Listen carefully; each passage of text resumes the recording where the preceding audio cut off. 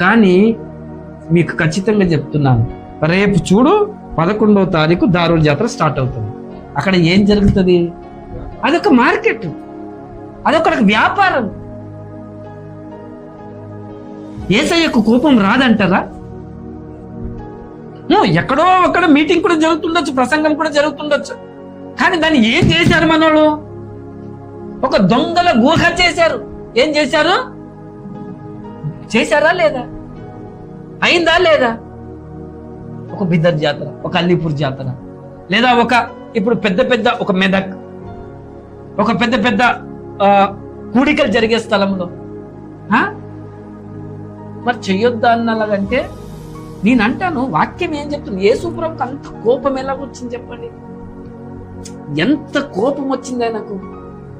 భక్తిని జనాలు తీసివేస్తున్నారు, ఒక పవిత్రతను తీసివేస్తున్నారు.